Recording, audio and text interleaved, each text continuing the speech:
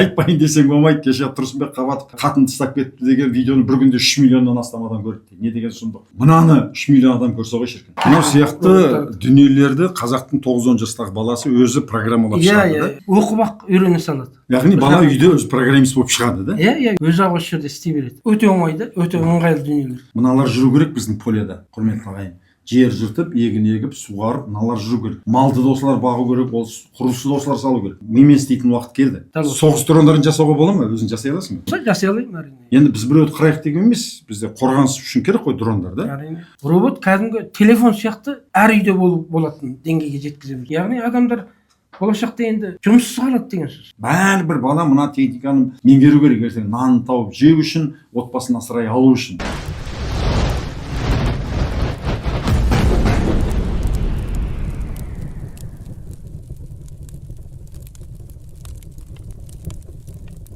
Армысыз құрметті ағайын, жүрек жарды керемет қуанышты хабар. Бұл ұзақ күткен, ұзақ толғатқан бір жобамыз. Менің қиял арман мақсатым болған осы бір робот жасайтын бір компания ашсам, соған мұрындық болсам деп. Сол өзім бір рет аштым, сәтсіз болды. Сөйтіп жүрген кезде мына Қайрат Реказ деген бауырымыз, Реказ деген ре деген оралу, қ деген қазақ деген қазақ, Қазақстанға оралған, оралман. Оралма деген ренжімейсің ғой? Жоқ. Қытайдан келген, Қытайда оқыған, ірі оқу орындарына программист жігіт. Сол жігіттен танысқан кезде осындай бір керемет дүниелер жасап жүргенін маған ортақ таныстарым айтты. Осы Қазақстанда үлкен бір Қытайлар салған завод келіп, олар программасын блокқа қойып кеткен, соны ашып берген осындай жігіт деп. Соң танысып көп сөйлескеннен кейін айтты, менің аға жасап отқан жобам мына робототехниканы қазақ тілінде сөйлету. Былайша айтқанда Ахмет Байтұрсын атамыз қазақтың әліпбиін ашып кетті ғой, әлемге әліпбиімен. Мынау қазақтың техника робота тілінің әліппесі. Соның әліпбиін жасап шығарды. Бұл ұзақ жылғы еңбек, күндіз-түні көз майын тауысып жасаған. Сол Қайрат Реказ бауырымыз, фамилияң қалай үшін? Қасымбек Қайрат. Соның кейін Әл-Фараби суперкомпьютер орталығының директоры Әмірхан Әділханұлы. Кешіріңіздер, енді біз атымен айтып жүрміз, бүгін ат жөнін айтып қояйық. Осы Қазақстандағы осы робототехниканың ең білікті маманы, және шәкірттер тәрбиелеп жатқан. Енді менің көрермендерім таниды деймін, Ахметбек Нұрсила, кәсіпкермін, және осылай шамам келгенше ұлттың болашағына пайдалы бір жобаларды осылай қол беріп, біраз уже видеолар түсіріп көмектесіп жүрген азамат екенін білесіздер. Ал Қайрат, бұнымен қашаннан бастап ой келді бұндай, және қанша уақыт еңбектендің, бұл не нәрселер мұнау? Бұлай қарағанда, бұлар ойлайды, көрінген бір дүкенде сатылып жатқан робот техника деген курстар көп қой. Сонда балалар Лего центрде бірдеңке құрастырып жатады, мен де немерем талай рет апарғам. Сондай бірдеңке ма, бұл не нәрсе? Бұл Каздуино деген қазақша көрнекі блокпен бағдарламау платформасы. Негізі бізде қазір базарда қазақ тілінде программалау мұндай платформасы жоқ қой. Басында ойлағам, ағылшынша білген адам барлығы программа жаза береді деп ойлайды. Бірақ негізі программа көбіне қысқартпа сөздер бар. Ағылшындардың өздері де қиналады негізінен. Одан ең басты қажетті дүние бұл жерде логика. Логиканы арттыру үшін көрнекі бағдарламаны осындай блокпен жасаған өте жақсы да. Өйткені бұны негізгі авторы Google. Google'дың Blockly-дің негізінде жасап отырмын. 2 жылдай болды осыны жасағалы. Басты мақсат қазақ балалары ешқандай ағылшыншасыз төте қазақ тілін білген негізде 9 жастағы балалар құрастыра беруге болады. Мынау сияқты дүниелерді қазақтың 9-10 жастағы баласы өзі программалап шығады да? Өзі программалай. Енді құрғанда Лего сияқты бұны жинау емес, бұл жүреді, ауа райына байланысты ұшады, жүгіреді деген сияқты ғой да? Түрлі дүниелер жасауға болады. Қиялына байланысты. Қазіргі басқышта мынау Каздуино платформасы 100-ден аса датчик анандай блоктарды қолдайды. Кабірмен Ардуино деген әлемдік ең нөмір бірінші да, осыны жасайды. Әлемдік MCU ғой. Әлемдік немені Каздуино деген тура соның қазақша баламасын жасап отырсың ғой да. Каздуино деп соң кейін атап отыр. Ардуино негізі кодпен программалайды. Ол үшін кодты үйрену үшін ағылшынша білу керек, жаттау керек деген сияқты түрлі кедергілер болады ғой. Ал бұл жерде блокпен құрастырады. Кәдімгі Легонікі сияқты. Мұнда легодан ұқсамайтын жері, лего тек қана блокты ғана көрсетеді, бірақ мұнда код та бар. Блокты құрастырған барысында бер жағынан кодтар шығып тұрады. Жазба кодтары қалай болады, блокта қалай болады. Соған қарап арқылы бала қазақшада ана блоктардың барлығы. Қазақша мына жерде баламасы тұрады, тез үйренеді. Мынау не істейді, логикасы қалай бұның, қалай бұйрықтарды береміз деген сияқты. Енді сенің сөзіңді мамандар, программисттер тез түсіне қояды, қарапайым халыққа түсінікті болу үшін. Бұл кімге арналған? Бұл жеке, мысалы, менің немерем бар, 9-10 жаста да. Соған сатып алып, сол өзі мына платформаны алып алып, өзі мынаны сатып алып, өзі құрастырып үйреніп ала ма? Жоқ, мектептерге арналған ба, университеттерге арналған ба? Кімге арналған? Соңғы тұтынушы кім? Бұл универсальный платформа.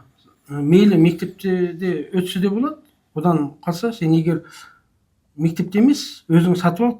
Біздің өзіміздің сайт бар, сонда видеосы да бар, жазбашасы да бар, тексттер. Оқып-ақ үйрене салады. Яғни бала үйде өзі программист болып шығады, да? Иә, үйде не жасай алады осы жерде? жетектеудің қажеті жоқ, ана роботта класстарға барудың да қажеті жоқ.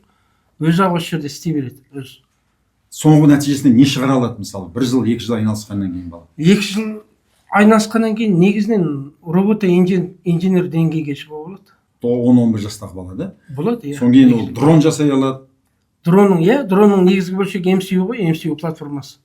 Тағы не жасай алады? Ауыл шаруашылық техникасы, бір есік-терезені ашатын бірдеңе. Ауыл шаруашылық толып жатыр. Бұның кірмейтін саласы жоқ негізінен. Кез келген салаға кіреді. Тамаша. Қазір біздің мектептерде бұл бар ғой, робот үйрету? Бар. Кімнің платформасы, программа кімдікі ол? Қайдан алып қолданып жатыр?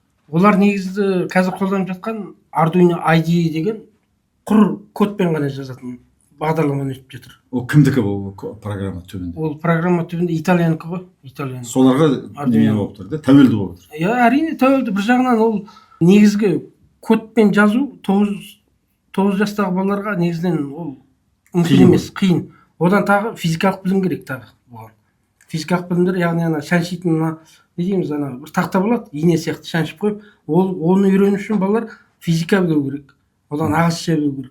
Осы екі кедергі бар да бұл жерде. Ал мен жасағанымда да дайын тұрған порттар болады. Барлығын қате салбасы негізі плата күйіп кетеді ғой. Бұда қате салатын мүмкіндік жоқ.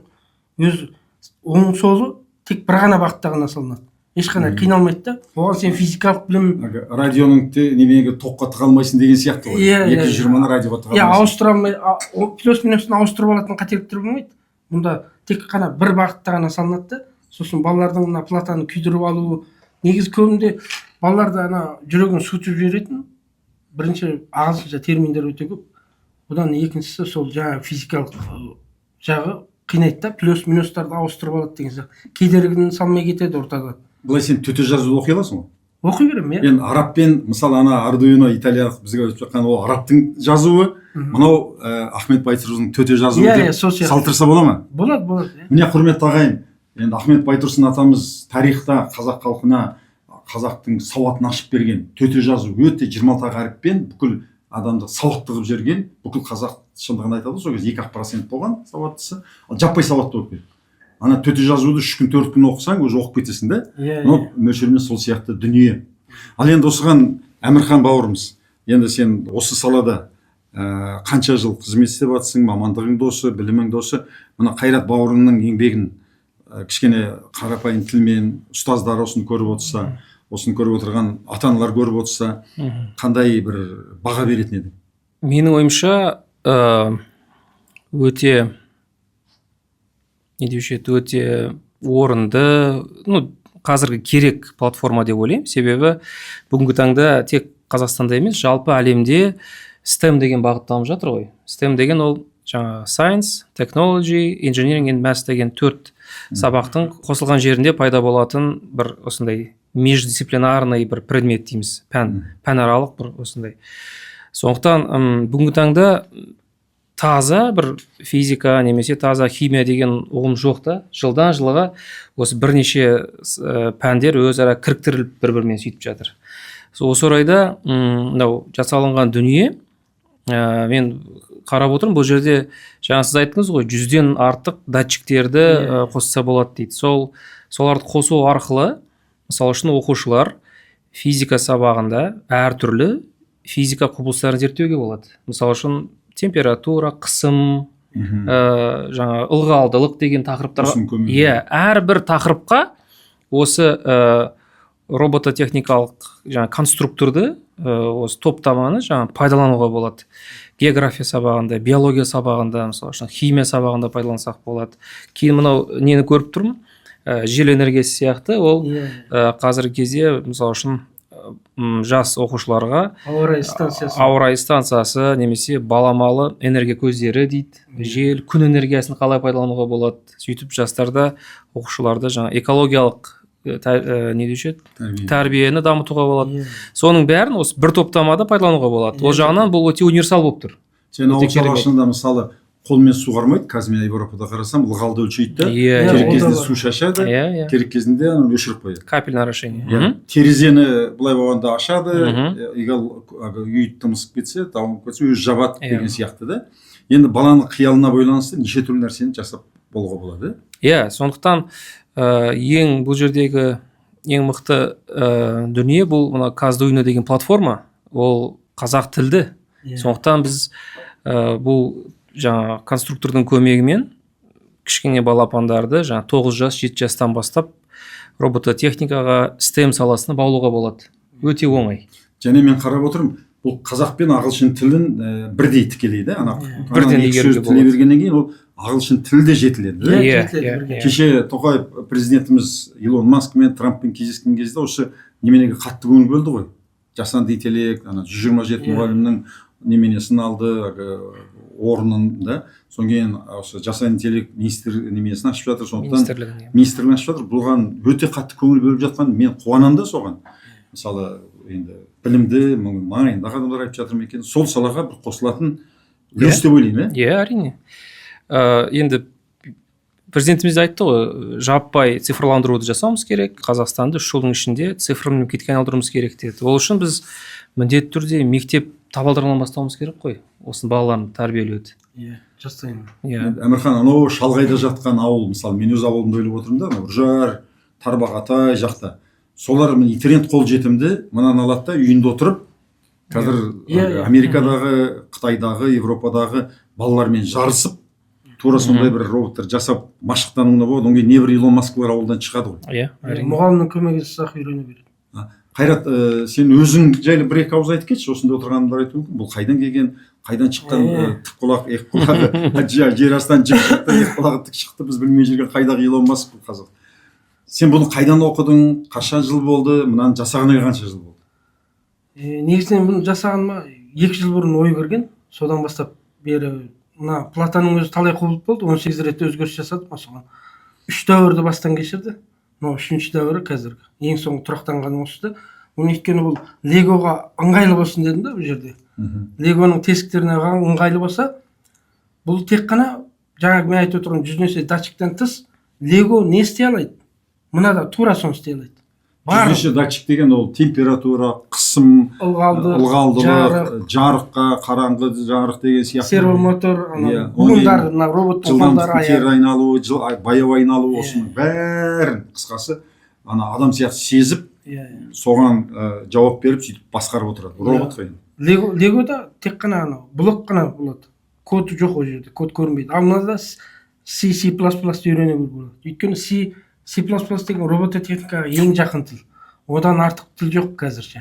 Ал оның миын, анализ деңгейде программасын өңдейтін ол Python.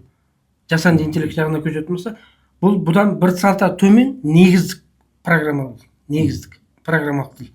Бұны үйренбей, жасанды интеллект деген өте алмайды ешқашан. Соның баспалдағы дейсің. Иә, баспалдағы. Сөз осының.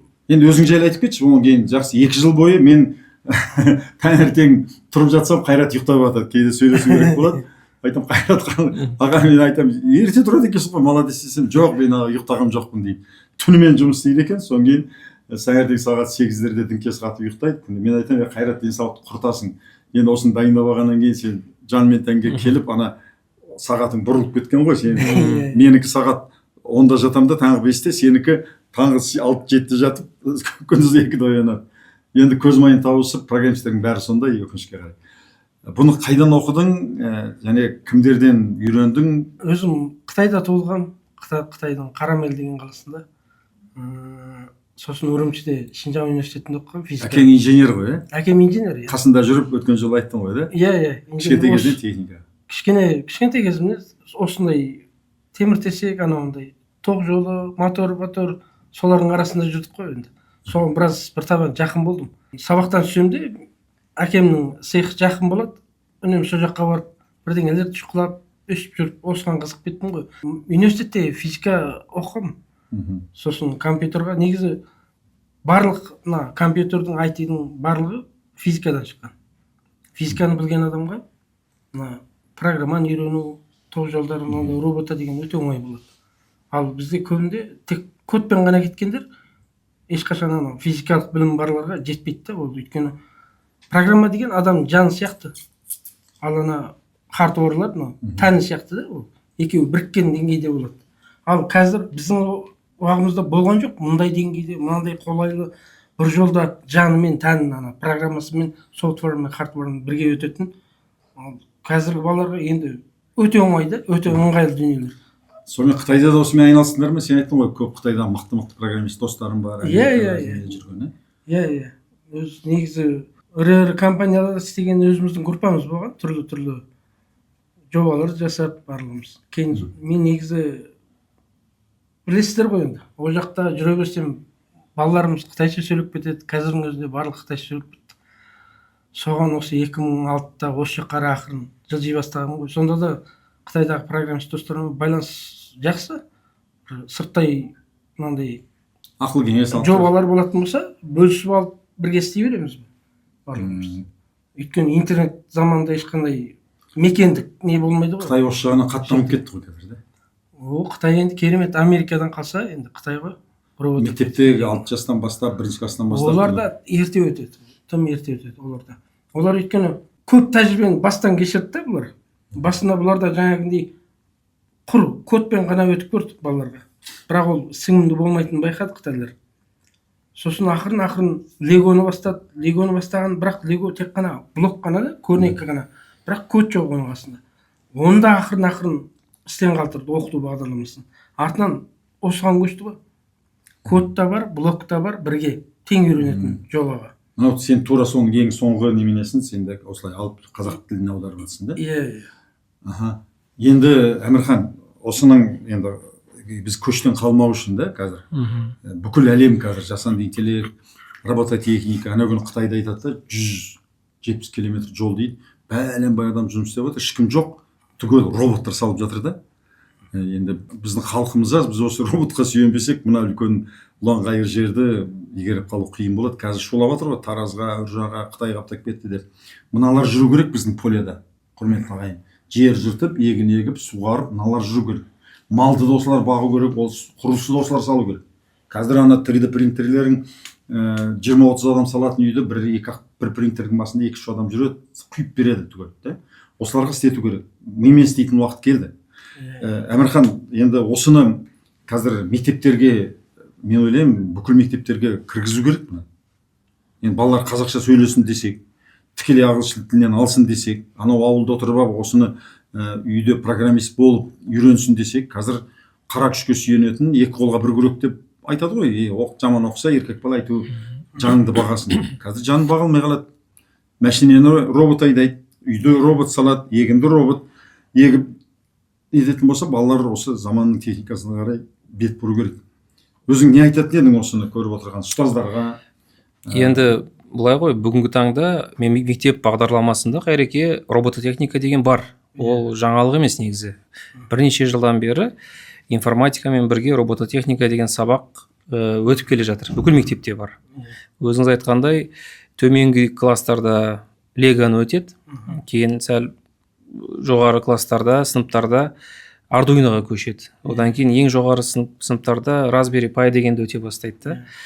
Ал мынау платформаның ерекшелігі, мен байқағаным, бұл лего мен ардуиноның қосындысы, біріккен түрі. Сондықтан арнайы легоны сатып алып, арнайы ардуино сатып алудың қажет жоқ. Және шетелге тәуелді болудың қажет жоқ. Егер осы өзіміздің елімізде өндірілген дүниені алу керек, және бұл бүкіл мектептің бағдарламасын, құрметті оқытушылар, қамтып отыр. Жаңа ең төменгі сыныптан бастап жоғары сыныпқа дейінгі барлық керек болса анау спорттық жарыстар болады осы леганың жарыстары. Соған да енгізсе болады деп ойлаймын. Әбден болады деп ойлаймын. Неше түрлі роботтардың жарысы бар ғой, компетишндер. Соларға қатысып қызықтыру керек. Ең бастысы осы тезірек енгізу керек. Ол үшін міндетті түрде жаңағы оқу әдістемелік құралдарын дайындау керек болады. Содан кейін меніңше қиындық болмайтын болар. Мен өткен жолы депутат бауырларым бар, депутат ағаларым бар. Соларға да осыны айтқан. Біріншісі деді, маманның пікірі керек. Өйткені аха, сіз де білмейсіз, біз де білмейміз. Елдің бәрі қазір аспаннан жаңбыр жаудырам, вечный двигатель ойлап, тоқтамайтын. Маған да көп хабарласады сондай. Осылай бір вечный двигатель ойлап шығарын деп. Мен айтам, енді мен оған көмектесе алмаймын. Неге дейді? Енді жер бетінде 8 миллиард халықтың ішінде ешкім ойлап таппаған, тапсаңыз сіз Илон Масктан ақылды боласыз. Ал мен ондай деңгейде емеспін деймін. Айналайын, өзің жасай қой. Вечный двигательді қазір емес, адамзаттың тарихында ойлап шықпаған нәрсе ғой. Содан кейін енді бір бауыр ренжімесін, енді атын айтпаймыз, тынық күйде бір кішкентай темірмен аспандағы бұлт үйіріп жаңбыр жауғызамыз деп халық сондай нәрселерге сенеді. Өте көп менің ютубта бауырларым сондай түсіріп жүреді деп айтамын. Елге мазақ боласыңдар мынау. Сендер ғалымдардың сөзін тыңдаңызшы. Мен мысалы міне ғалымды алып келдім. Қазақстандағы енді ең жоғарғы университет, Казгудың Әл-Фараби атындағы университеттің суперкомпьютердің директоры да маман, осы саланың майын ішкен. Маманның сөзін тыңдау керек қой. Сондықтан маман айтып отыр, мектептегі барлық неменеге қажет деп. Осыны енді қазір халыққа бірдеңке көрсете аласың енді осыны бір мамандарға арнап. Битек мектептегі жаңа айтып отыр ғой, мектепте бар. Мұғалімдер бар ғой, информатика пәнінің мұғалімдері. Бар. Соларға не көрсете аласың? Мынау, мысалы, осы информатика пәнінің мұғалімдер айналайындар, сендер қараңдар. Өйткені мектептің директоры, завучтар, олар білмейді мен сияқты да. Мынау жақсы екен, мынау мәшінде көрген жерде құрап жатқан нәрсе деп айтады. Сіздер соған айтасыздар. Мынандай артықшылығы бар деп.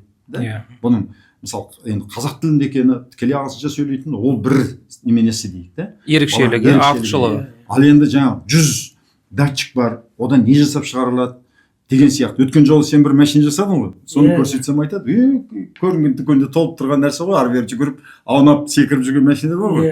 Мен айтым, жоқ, ол баланың ойыншығы. Мынау оның қарасында космический корабль деп. Қайрат, не көрсете аласың осы жерде? Демонстрация жаса дейді ғой халыққа.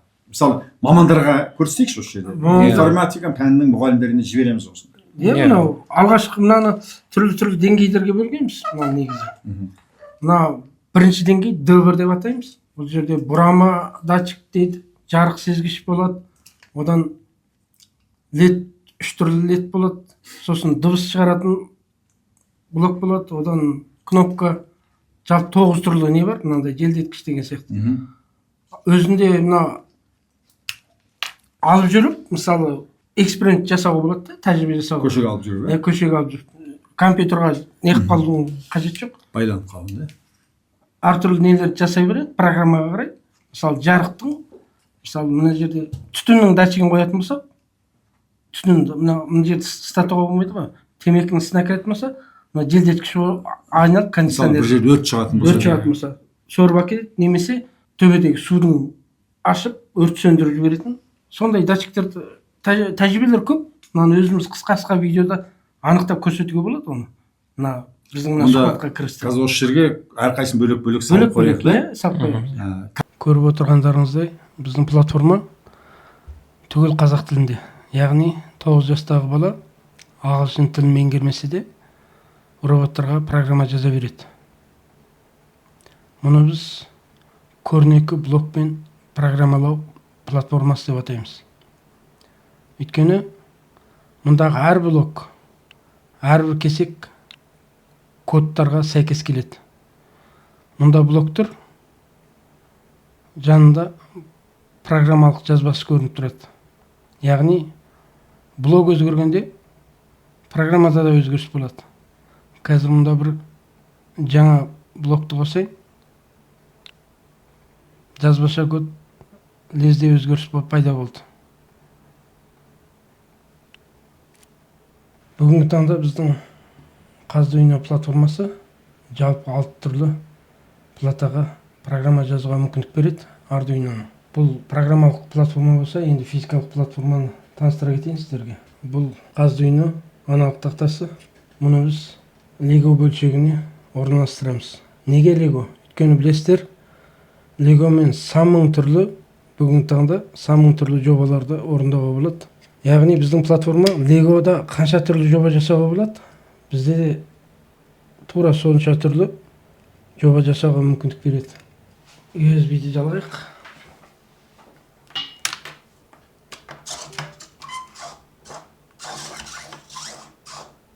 Артайық. Жаңағы жазған программа. Бұл алға жүру программасы. Көрдіңіздер ме? USB-мен тартып тұрмын қазір. Жүзіп кетпеу үшін. Дәл осындай емін-еркін кодтай береміз. Міне жаңа көргендеріңіздей тек қана біздің Қаздүйно аналық платасын Легоға орналастырамыз да түрлі жобаларды атқаруға болады. Тек қана буыннан құралған роботтар ғана емес, дөңгелектен жасалған жобаларға да программа жазуға болады. Дәл осындай. Біздің платформа ең жақсы таңдау. Өйткені мұнда плюс-минустарды қате жалғауға мүмкіндік бермейді. Өйткені тек қана бір бағытқа ғана жалғанады. Плюс-минусты ешқашан ауыстыруға болмайды. Ең қарапайым модульдармен C және C++ программасын игеруіне көмектесеміз. Өйткені ең қарапайым модульдан бастап өткенде ары қарай бала тіпті күрделі модульдарды үйренуіне мүмкіндік береді. Қазіргі таңда біздің Қаздүйно платформасы 100-ден аса модульді қолдайды. Деңгей 1-де қазір 9 түрлі модульді қолдаса, деңгей 2-де 10 түрлі. Ары қарай кеңейте береміз. D1, D2, D3 деген сияқты. Бұл баланың болашақта ары қарай тіпті де күрделі, тек бір ғана жоба негізінде шектеліп қалмай, ойына қандай жасампаздық кірсе, соны жасай беруіне мүмкіндік береміз. Тағы бір қоса кететін жайт, тек бұл ғана түр емес, дәл осындай көшпелі түріне де өзгертуге болады. Яғни көтеріп жүріп компьютердің USB жалғамай-ақ төте осындағы батарейкадан қуат алады.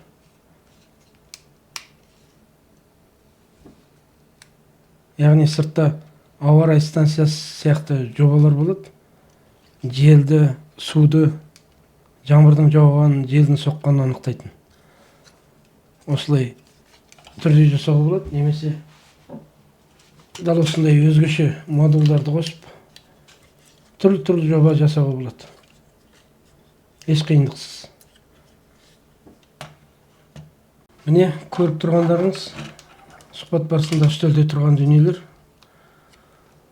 Бұл тек қана бір бұрышы ғана, әлі толық деңгей әлі көрінген жоқ. Болашақта біздің сайттан барлығын тамашалай аласыздар. Қысқасы, балаларға программаны үйрету үшін бірінші сау әрі кемелді логиканы қалыптастыру. Логика дұрыс қалыптасса, баланың жасампаздығы шексіз болады.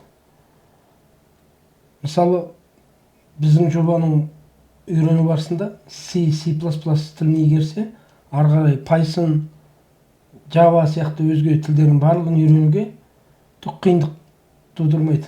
Өйткені логика қалыптасса, ары қарай түрлі тілдерді үйрену өте оңай болады. Сондықтан негіздік тіл өте маңызды мұнда.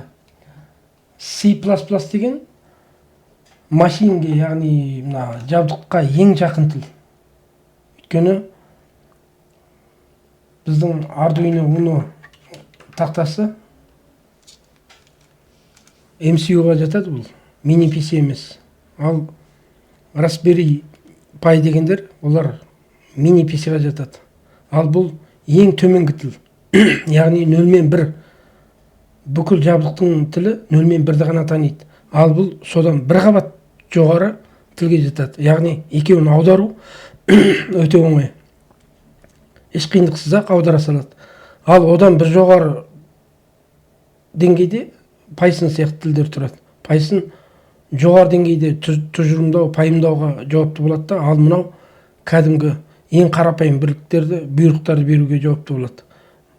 Градустардың өзгеруі, ыстық суықтың мәліметтері деген сияқты. Сондықтан балаға ең жақын робот техникасын игерем десе, технологиясын, ең жақсы тіл C++ тілі. Яғни Arduino тақтасы. Әрі қазақ тілінде игеруіне көмек береміз біз. Ешқандай ағылшынша немесе терең математикалық, сосын физикалық білімнің қажетінсіз баланың программалау логикасын жетілдіруге көмектесеміз. Робот сияқты 4 аяқпен жүретін роботтар, ондай дөңгелек роботтар, немесе танк сияқты, шынжыр табан деген сияқты. 2 аяқты адам сияқты. Болмаса ұшатын дрон сияқты, оның барлығын құрастыруға болады. Соғыс дрондарын жасауға бола ма? Өзің жасай аласың ба? Болады, қаржы болса жасай алайын, әрине. Құрметті ағайын, қазір жаман айтпай жақсы жоқ дейді. Іргемізді бекіту керек қой. Мысалы, Украина мен Ресейдегі соғысты айтып отыр да, барлығын дрон шешіп жатыр дейді. Мысалы, анау жақында ғана көрдім, Америка бір осындай инженер жасанды интеллектпен өздігінен дәл деп ататын қаруды қойып қойғанда, дәл деп ататын. Мысалы, алдында сізге көрсеттім ғой, бір робот дейді. Допқа еріп жүретін. Басын былай қылсам, былай қарай, оңға қарай, солға қарай, асты үсті деген сияқты. Көтерсе, биік болады, төмен қарай қылса, отырады. Адам бетін таниды, амандасады. Мысалы, сенің бетіңді алып келші, сенің бетіңді танып тұрып, саған амандасып жатыр. Ассалаумағалейкум. Амандасады. Заңдылық негізі сондай. Мысалы, егер қаржы болатын болса, автоматты дәлдеп ататын дрондарды ешқашан адам компьютердай алдын ала болжай алмайды. Мысалы, қаржы болатын болса, соларды жасауға болады.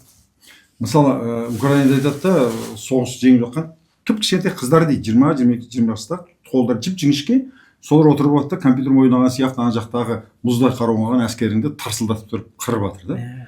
Енді біз біреуді қырайық деген емес, бізде қорғаныс үшін керек қой дрондар да. Әрине. Соны жасап шығуға ары қарай балаларды үйретіп, соған нетуге болады да. Болашақта сол мамандарды мектепте ақ дайын инженер тәрбиелеп шығуға болады. Өйткені негізгі білім барлық дайынды болады. Жоғары мектепке барғанда ол жасанды интеллектпен жағындағы білімдерді алады ғой. Екеуі қосылған соң бұл дайын робот инженерлер дайын болады. Қазақстан. Иә, Қазақстан. Мысалы, кеше ғана Илон Маск айтып отыр, 2026-та $20,000 төмен миллиондаған робот жасап шығамыз деп отыр. Робот кәдімгі телефон сияқты әр үйде болатын деңгейге жеткіземіз деп отыр. Алдында білесіз ғой, Тесла машинасы қандай қымбат еді. Әзір қалай? 3 минутта бір машина шығара салады. 2030-ға қарай роботты дәл сондай өндіріс тездікпен жасай береміз. Яғни адамдар болашақта енді жұмыссыз қалады деген сөз. Қайрат, ана күні мен бір көрмеге бардым, сол жерге барсам, бір иттер жүгіртіп қойған. Сонымен бір қазақтарды сатып алып кеп, сахнаға кеп, сөйлетіп, бірдеңке қылып жатыр роботтар. Ол немен робот ол? Қытайдан алып кеп, бірдеңке жасап жүр ғой. Негізінен ол ойыншық деңгейде ғой қазір. Ол жасанды интеллект онда болмайды. Мынау сезді, естіді дейді, ол қазақша түсініп тұр дейді, сыртында біреу басқарып тұр. Жоқ, оның бәрін джойстикпен басқарып тұр. Ол ешқашан амандасса, бүйтіп амандасатын, оның барлығы екі түрлі жолмен іске асады. Ішіне өйткені ананың процессоры ойланатынға ондай қуатты емес. Кішкене ғана ойлау платформада процессор оны ойлап, AI міндеттерді орындай алмайды. Сондықтан бұл интернетке жалғанады. Интернеттегі, мысалы, ChatGPT деген сияқтыларға жалған күрделі міндеттерді атқара алады. Болмаса ол ойыншық деңгейде ол. Сондықтан Қытайдың ойыншықтарын бәленбай $1000 сатып алып, міне робот қазақша сөйлеп тұр, билеп жатыр, секіріп жатыр. Оның үстіне жабық оның технология көп. Үйренем десе, ол жабық оның. Бұл әшейін дайын нәрсені сатып алып келген ойыншық. Ана мен шегірткелер деп айтам ғой, әншілер. Дауыс жоқ, дауысын жаздырып алады да, содан кейін ана компьютермен жасаған дауыспен жасанды нәрсе. Сол сияқты ол Қытайдың дайын нәрсесін әкеліп, мынау қазақша сөйлеп тұр десе, оған ол күлкілі нәрсе. Ол қалыпты мазақ қылып жынды қылу емес пе? Осымен құрастыруға болады. Мысалы, арнайы қазақ тілін өңдей алатын осындай кішкене модуль жасауға болады. Осыған да мысалы робот өрмекшіге отыр десе отырады, оңға жүр, оңға солға. Мынаумен де іске асыру болады. Мұның артықшы жері программасы да, хардуарда барлығы ашық, 9 жолдарына дейін бірақ ашық, толық зерттеуге болады. Ал жаңа Қытайдың анау роботтары, ол айтқанда рекламада ашық дейді, бірақ негізінен көп жабық болады. Сосын сен оны ары қарай арттырамын десең, қашанда хардвер жағынан Қытайға тәуелді боласың. Мынандай оқиға болған. Қытайда бір кәсіпкер 500 мың долларға осында бір остановка алып келеді. Қазақпен екеуі бірігіп бір цех ашады. Содан кейін екеуінің арасында келіспеушілік болады да, ана Қытай келеді де бәрін блокқа қояды да, ананың бәрін программасын бәрін. Өз Қытайға кетіп қалады. Ана 500 мың доллардың станоктары тұр. Оны аннан келеді, мыннан келеді, не бір мамандар келеді де, ақыры бір күні Қайратқа келіп айтыпты. Қайрат барғаннан кейін жасайын десе, Қайраттың түріне қарайды, біз солаймыз ғой. Тұрсынбек Қабатов айтады. Ана орыс машина жөндейтін болса, кілт тастап кетіп қаламыз. Ал қазақ жөндесе қарап тұрамыз дейді. Бұлай қазаққа сенбейміз. Соң Қайрат түріне қарап айтады, сен сияқты не бір келген ол. Ресейден аннан келген, ешкім істей алмаған, сен кімсің дегенде көрейін деп. Соны қанша уақытта ашып, жаңағы 3 ай ма? 2 ай, 2-3 ай. 2-3 айдай отырып, күндізін отырып, ананың бәрін, ана блогын, то есть ана неменесін сындырған ғой, неменесін. Салып кеткен неме деуші еді. Кодын сындырып, паспорттар. Хакерлер сияқты. Ана станокта 500 мың доллар станоктарын қайтадан іске қосып берген. Сонда Қытайлар айтты, аша алмайсыңдар, өмір бойы істесеңдер де. Бұл үлкен военный техника жасайтын заводтың программасы деп. Оны да осы жерге салып қойып қысқаша да. Былтыр карантин кезде келдіңіз ба? Карантин кезде иә, Иә, ең алғаш келген. Сізден кейін де 1000 адам келді ме? Мен 2 адам ғой мен. Сонда 1 жыл істемей тұрды ғой, пандемиядан бері. Карантин қалай кетті? Просто көзде шықты ғой? Қытай кеткен кезде шықты. Қазір біреу де істемейді, мынаның барлығы парол ғой. Бәрінде бар.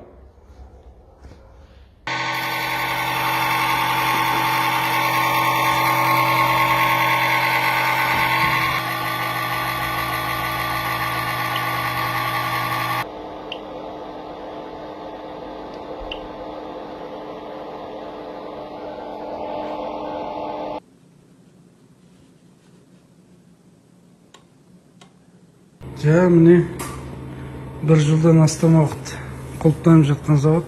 Осы 10 орындық парол бар. Қазір мына қалай шешетінін көресіңдер.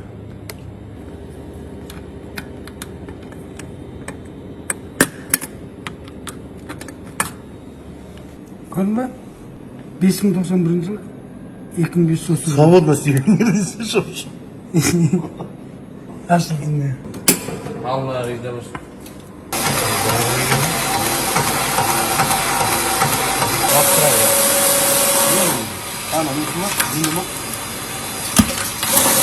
Болып қойды ма? Болып қойды.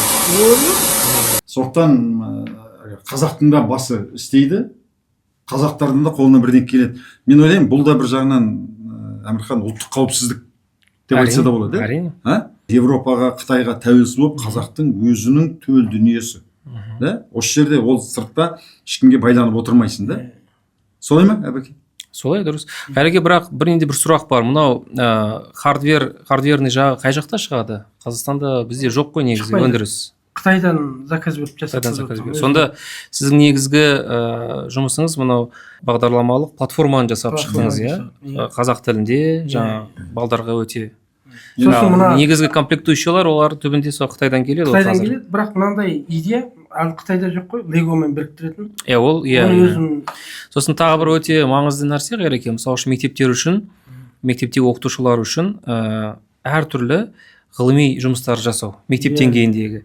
Осы робототехникалық жинақтың көмегімен сондай әртүрлі физика, химия, биология саласында осындай ғылыми жобалар жасауға мүмкіндік болса, ол нұр үстіне нұр болатын еді. Меніңше мүмкіндігі бар деп ойлаймын. Бар. Жаңа датчиктерді қолданып, түрлі жобалар жасауға болады. Кем 2000-нан артық өзім ойлағам ғой, соның бәрін. Ардуиноның сайтында, ана официал сайтында қанша түрлі жоба болса, мұны барлығын істей алады. Сосын тағы бір, мысалы үшін бір маркетингдік дейміз бе, бір қадам жасаса болады. Қазақтың ұлттық құндылықтарын енгізсе болады. Мысалы үшін батырлардың шайқасы деп тарихын, күйін көрсетіп, сондай бір ерекшеліктерді енгізуді ұсынамын. Сонда өте керемет болады. Тамаша ғой. Тамаша. Енді ана Apple-да, мысалы iPhone бүкіл программасы Қытайда, Америкада жасалады, запчастың бәрін Қытай, Тайваньда шығарады. Енді мен кезінде Қытайда итальянецтермен көп жұмыс істедім де. Сонда киім тігуге барып мен Қытайда киім тіге бастадым. Содан кейін Италияға барғанда Жанни деген досым болды. Қызы киім дизайнер. Соны айтам, фабриканы көрсетші десем, бұл қайда 2000 жыл.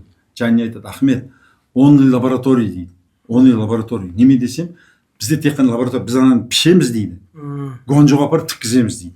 Гуанчжоуға барсаң, мыңдаған итальянецтер, ағылшындар жүреді. Сонда Европада немене қалмаған екен ғой, оларда тек қана интеллект. Мысалы, Apple'да Америкада шықпайды ғой, мысалы.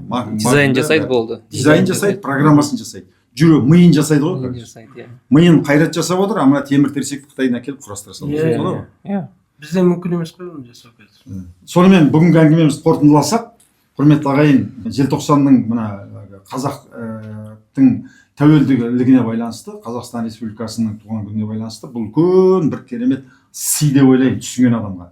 Өйткені елдің экономикасын, балалардың ғылым білімге деген құштарлығын дамытып, жасанды интеллект, робототехниканы меңгеріп, елдің қорғаныс күшінде үлкен әлеует қосатын керемет бір жоба дүниеге келді. Міне Әмірхан екеуміз екі жақтан қолдау білдіріп жатырмыз. Мен енді кәсіпкер ретінде, ұлт жанашыр ретінде былай енді сөзім өтеді біраз адамдарға, ертең министрге барайық деп отырмыз, керек болса президентке қабылдауына сұранып жазыламыз мынаны көрсетіп. Енді Әмірхан маман ретінде, осы саланың ең үлкен бір Қазақстандағы ірі маман ретінде керекті адамдармен кездестіріп, бұл мектепке кіргізіп ары қарай, үлкен Қазақстанның өз роботы пайда болды. Осыны тарата жүріңіздер. Ахмет Байтұрсын атамыз төте жазуды ойлап шығару арқылы бұл керемет, гениалдық, өте керемет нәрсе. 26 қаріппен бүкіл қазақтың сауатын ашты. Қазақтың бәрі кітап оқи алатын болды да. Кешегі Абайдың өлеңдерінің бәрін төте жазуға түсті, қазақ кітап оқыды. Қытайдың қазақтары кейінгі уақытқа дейін төте жазумен оқып кетті. Енді бұл қазақтың баласын робот жасауға, заманауи технология жасауға, ары қарай жасанды интеллектке кіруге жолын көзін ашатын әліппе. Заманауи техниканың ертеңгі заманның әліппесі дүниеге келді. Осымен сіздерді құттықтаймыз. Енді осы жерді көріп отырған әрбір қазақтың міндеті осыны тарату, әрбір мектептің информатика пәнінің мұғалімінің санасына жеткізу, директорлердің ойына жеткізу, оңген жекеменшік мемлекеттер. Қазір мысалы Қазбілім, Ахметжан бауырымыз бар, қазақтың мектептер қамын жеп жүрген, солар бірінші кезекте осыны кіргізу керек деп ойлаймын. Бәрібір бала мына техниканы меңгеру керек, ертең нанын тауып жеу үшін, отбасын асырай алу үшін. Содан кейін білім министрлігінде таныстарыңыз бар ма, депутат таныстарыңыз бар ма, білім департаменті таныстарыңыз бар ма, бәріне осы видеоны жіберіңіздер. Міне маман өте жоғары баға берді. Мен енді түйсікпен ғана осыны түсіндім, осындай керемет жоба екен. Өзім де шамам келгенше қолдау көрсетіп жүрмін, ары қарай қолдау көрсете беремін. Қайрат, ісің өрге бассын. Рахмет. Өзіңмен танысып, осы жобаның бір жақ шетіне шығып жүрген өзіме де ризамын. Әмірхан бауырым, бүгін алтын уақытыңды бөліп келіп, енді жұмыста жүрген адам, өте білем, уақыт деген тапшы. Осыған әділ бағасын беріп, маман ретінде өзіңнің сөзіңді айтқаның үшін саған да алғыс. Осы жобаның үлкен бүкіл қазақтың игілігіне айналғанын, қазақтың экономикасына үлес қосып, қазақтың балаларын ғылым білімге деген сарайын ашып, солардың да болашаққа деген мықты қадам басуына, елімізді өркендеуіне үлес қосатын жобаның басында, мұрындығында, бір жағында жүргенімізге біз де қуаныштымыз деп ойлаймыз. Табыс тілейміз. Құрметті ағайын, осыны видеоны міндетті түрде бөлдіңіздер. Енді айтпайын десең болмайды, кеше Тұрсынбек Қабатов қатын тастап кетті деген видеоны бір күнде 3 миллионнан астам адам көріпті. Не деген сұмдық. Біреудің отбасында нелеріміз неміз бар еді. Айырылса ма, қосыла ма, солай ғой да. Бірақ адамдар тілін салақтатып 2-3 сағат видеоны көреді. Мен көргім жоқпын. Мен мынаны 3 миллион адам көрсе ғой шіркін. Осыны 3 миллион адам атана көріп, баласына алып, баласына осы әлемдік Америкаға, Европаға барып керек жоқ. Европаның, Американың программасын алып керек жоқ. Қазақ жасаған программаны алып, қазақтың баласы техникаға меңгерсе, сонда нұр үстіне нұр болатын еді. Сондықтан еліміз, егемендігіміз ұзақ болсын.